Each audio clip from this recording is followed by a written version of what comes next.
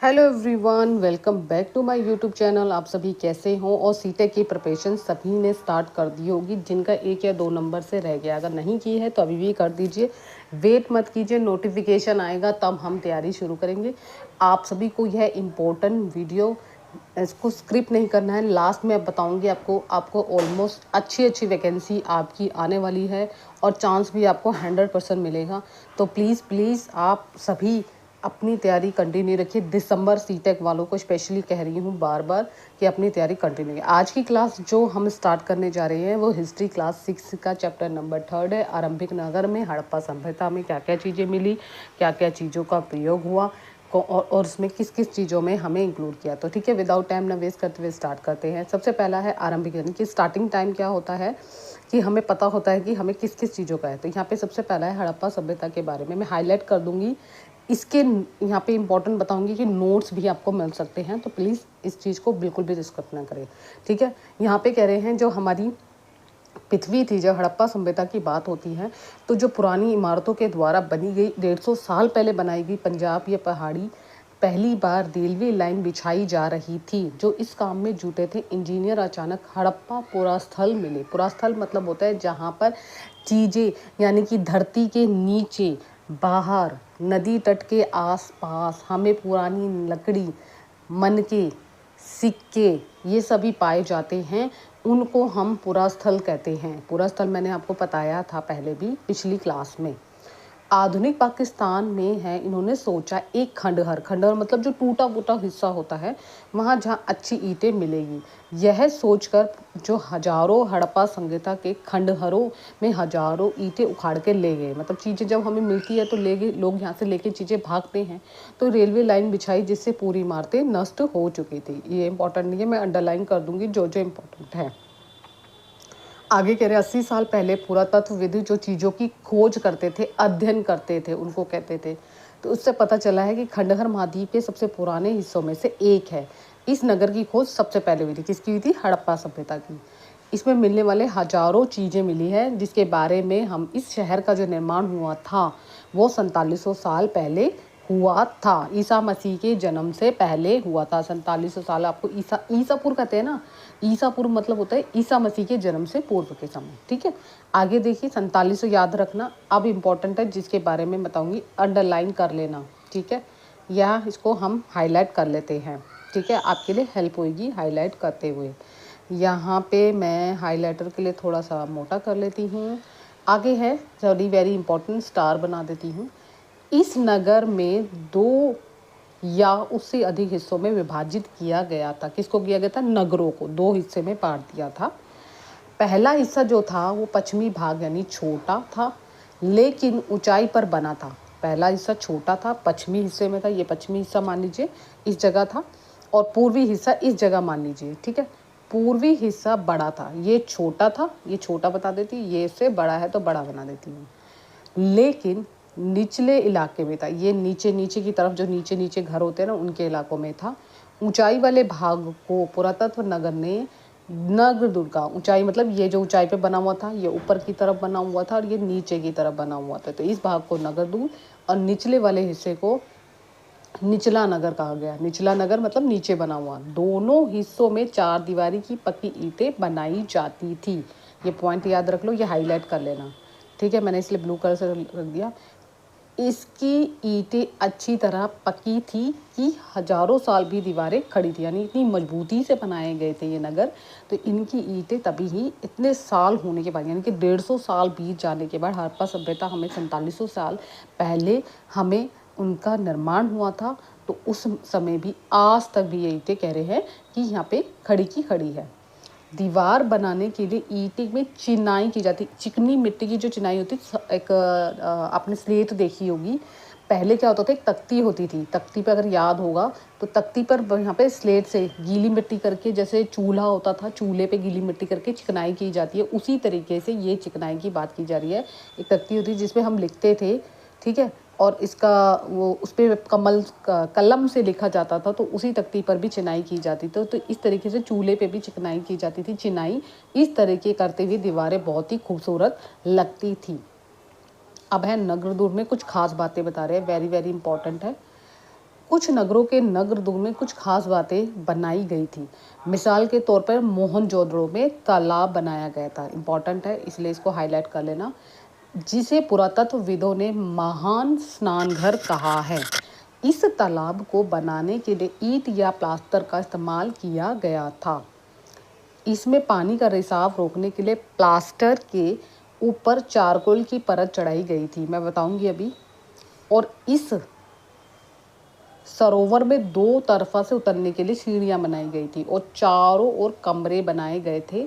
भरने के लिए पानी कुएं से निकल जाता था और उसके बाद खाली कर दिया जाता। शायद विशेष अवसरों पर स्नान किया जाता होगा।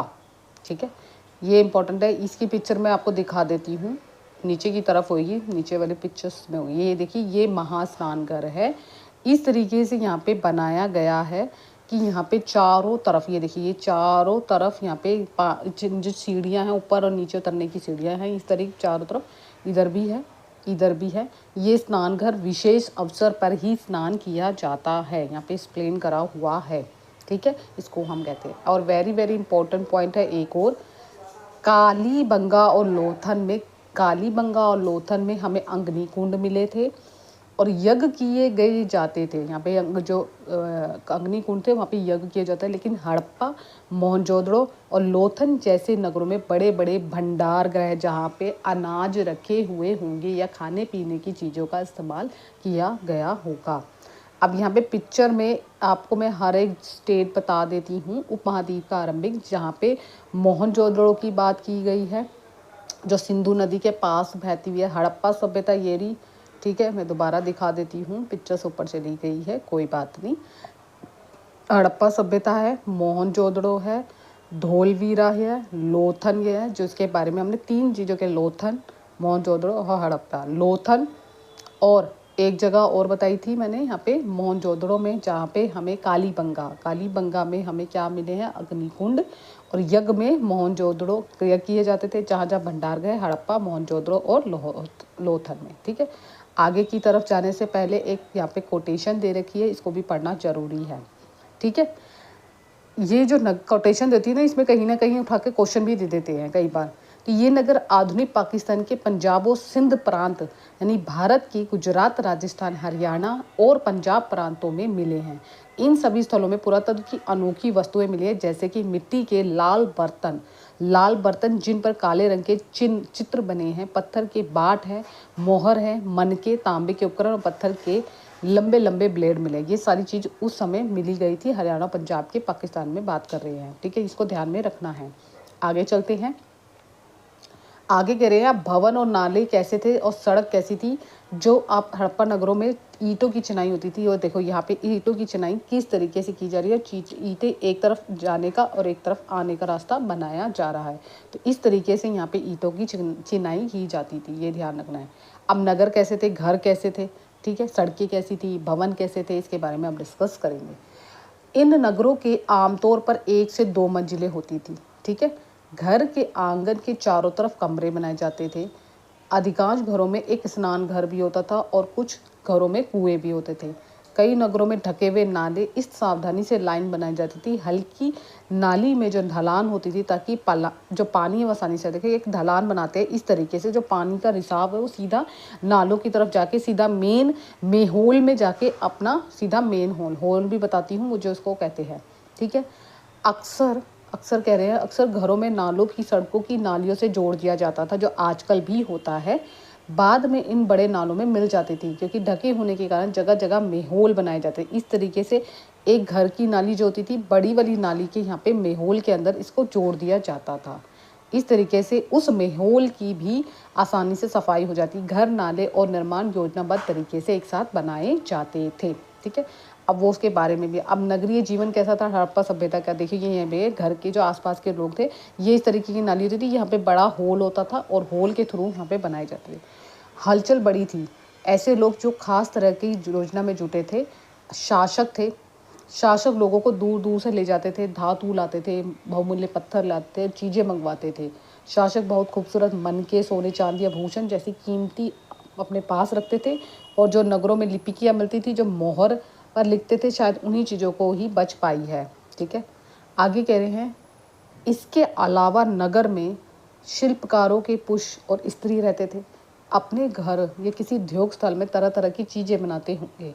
लंबी यात्रा करते थे ये लोग, वहाँ से उपयोगी वस्तु लाते थे। साथ ही कहानी किससे लाते हैं, मिट्टी से बने हुए खिलौने या बच्चे खेलते हुए। ये मेहोल है जो नाली से जुड़ा होता है। देखो ये इस तरीके से मैंने आपको दिखाया ना, ये नाली है और इसके अंदर ही आपको जुड़े हुए मिलेंगे। ये 2 नाली दिख रही है, इस तरीके से यहाँ पे ये इस तरीके से जुड़े हुए होते हैं। ठीक है, आगे ये है जो बच्चे जो स्त्री पुरुष लेके आते थे खिलौने, मन के और चीज़ें बनी हुई लेते थे, जिसमें से खासकर बच्चे खेलते होंगे। अभी यहाँ पे कोई इंपॉर्टेंट पॉइंट्स मैंने बता दिया। अब नगर और जो नगर शिल्प है, नए शिल्प क्या क्या मिले वो ध्यान रख लेते हैं। हड़प्पा नगरों से प्राप्त हुई पुरातत्व चीज़ों से वहाँ मिली है जो अधिकतर पत्थर मिले हैं। ये इंपॉर्टेंट है, वेरी वेरी हमें पता होना चाहिए क्या क्या मिले। पत्थर मिले हैं, शंख, तांबे, कांसे, सोने, चांदी धातुओं से बनाई गई थी। तांबे और कांसे से औजार बनाए गए थे।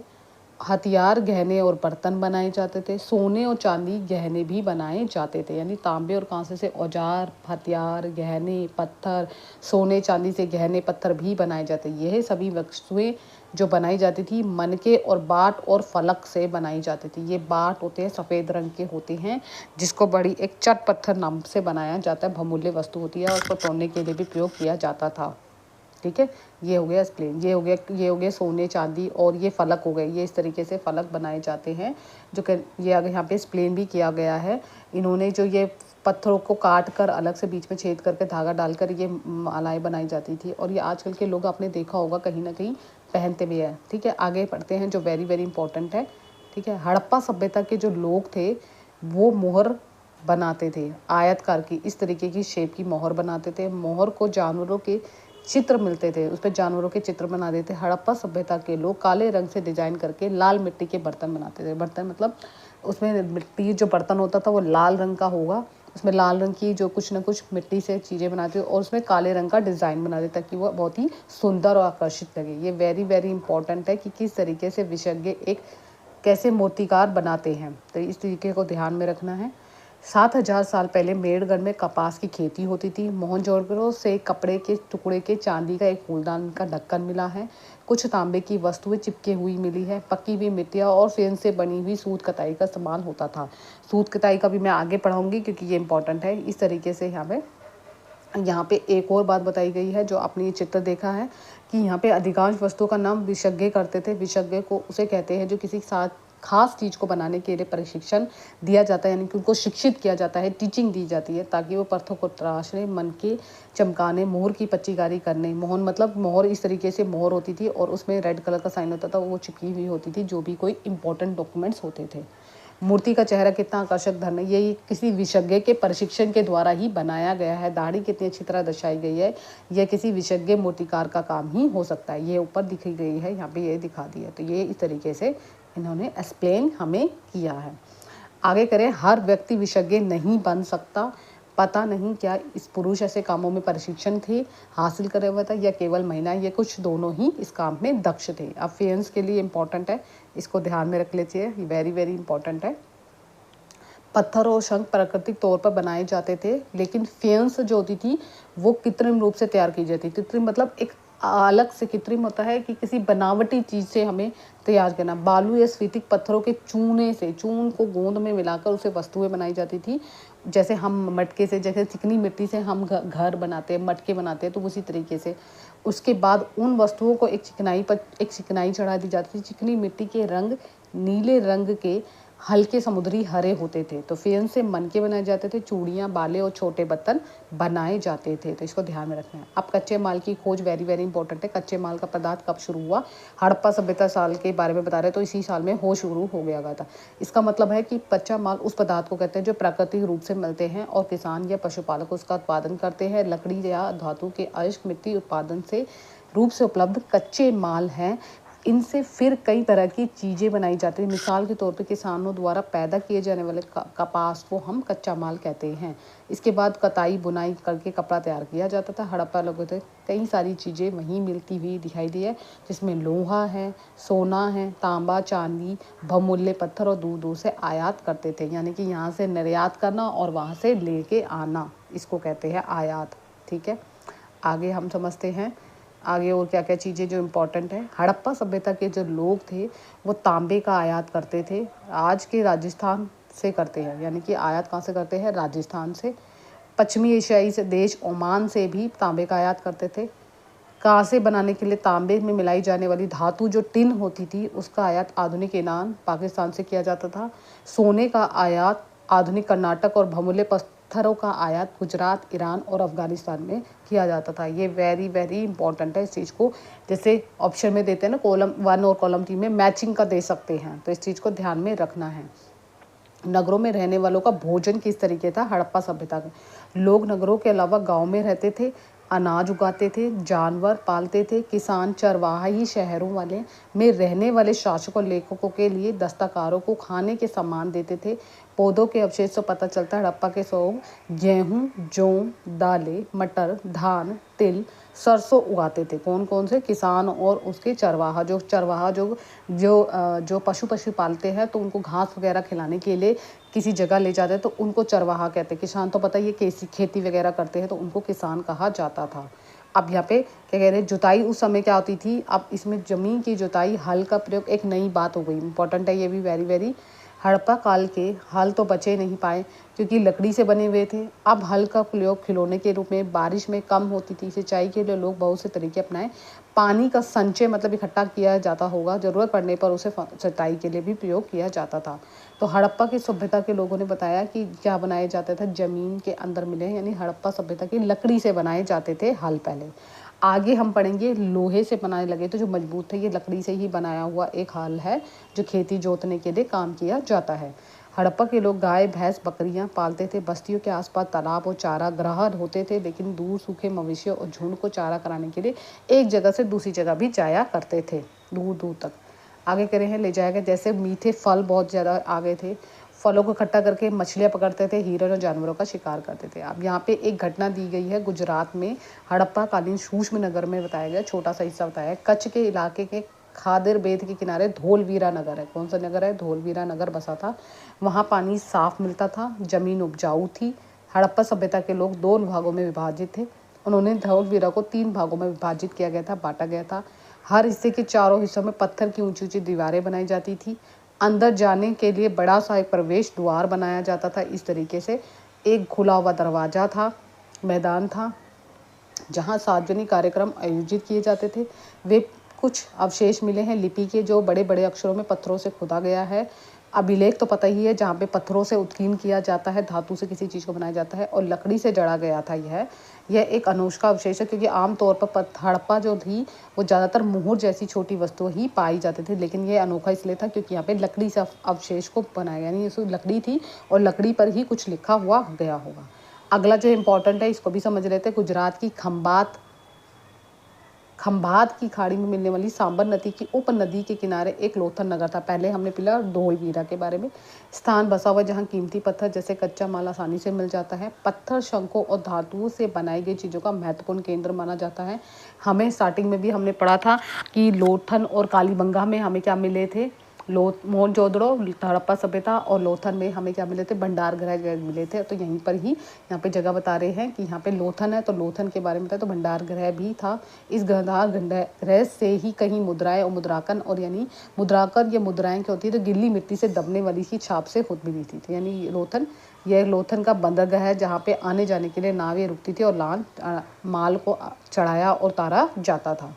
आगे कह रहे हैं यह वह इमारत मिली है जहाँ पे मनके बनाने का काम हुआ। लोथल में पत्थर के टुकड़े अध बने हुए, यानी कि पूरे बने हुए नहीं हैं, मनके मिले हैं, उपकरण मिले हैं तैयार किए गए बने। अब मुद्रा और मुद्रांकन के बारे में पढ़ लेते क्या होता है।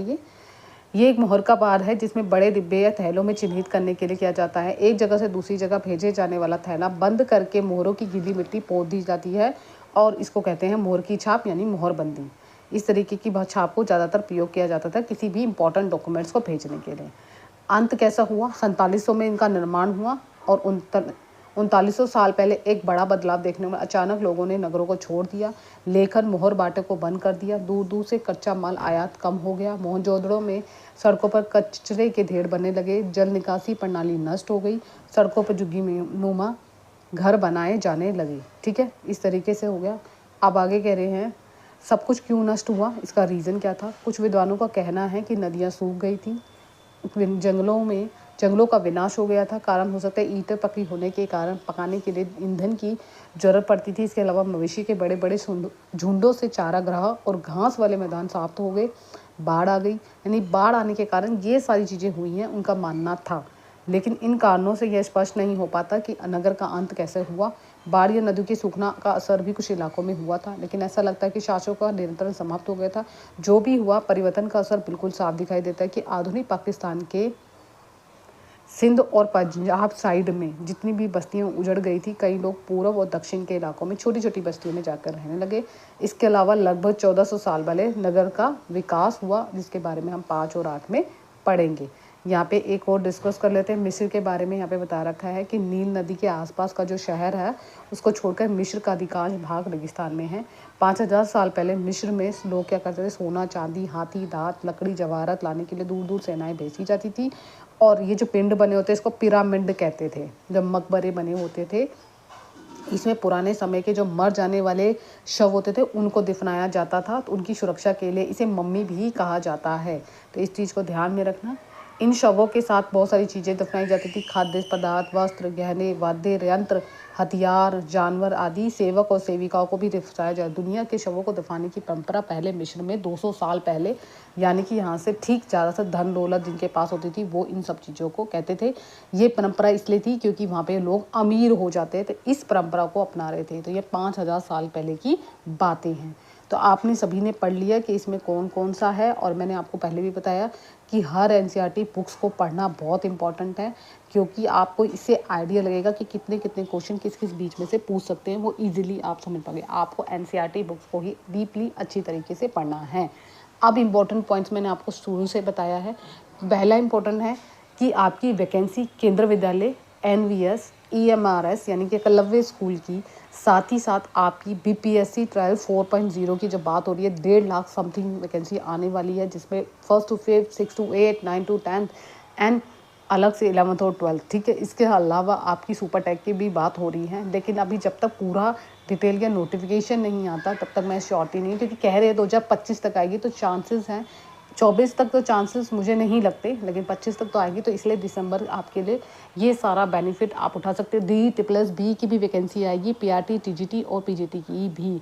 तो ये कहीं ना कहीं आप इन सब का बेनिफिट उठा सकते हो, अपॉर्चुनिटी ले सकते हो जब आपका एक सीटेक एग्ज़ाम हो। बहुत बच्चे परेशान हैं कि 1 या 2 नंबर से नहीं होता। मैं आपको 100% श्योर कर रही हूँ कि आपका गारंटी तो नहीं ले सकती, लेकिन आप खुद भी मेहनत करना पड़ेगी, तभी आपका क्लियर होगा। अगर ये वीडियो आपको यूज़फुल लगे तो लाइक, शेयर, सब्सक्राइब कर देना। साथ ही साथ एक और अपडेट देना है, जिसको भी ज्योग्राफी के, हिस्ट्री के और पॉलिटी के नोट्स चाहिए, वो मुझे मैसेज कर सकता है, लेकिन थोड़ा सा वेट। हिस्ट्री के हिंदी मीडियम के नोट्स रेडी हो चुके हैं, आप वो ले सकते हो पढ़ने के लिए, क्योंकि आपको पता ही है नोटिफिकेशन से पहले हमें थोड़ा थोड़ा चैप्टर वाइज पढ़ना है, और प्रीवियस ईयर के पेपर के साथ साथ हमें नोट से रिवीजन में टाइम हेल्प मिलेगी आपको बहुत ही ज़्यादा। अगर चाहिए तो कमेंट में मैसेज, यहाँ पे व्हाट्सअप मैसेज कर सकते हैं, नंबर दूंगी, उस नंबर पर मैसेज कर सकते हैं एंड देन उसमें इंक्वायरी ले सकते हैं जो भी आपके डाउट्स हो। और इसके अलावा भी कोई और डाउट्स हो तो मुझे मैसेज कर सकते हैं नीचे कमेंट्स बॉक्स में। और मैं जो भी वीडियो बना रही हूँ, क्लासेस रेगुलर लेने की कोशिश करूँगी, क्योंकि मेरी थोड़ी सी तबीयत की वजह से ही मैं क्लासेस रेगुलर नहीं ले रही। तो प्लीज़ चैनल को लाइक, शेयर, सब्सक्राइब करना ना भूलें। Have a nice day, bye bye, take care, thank you so much.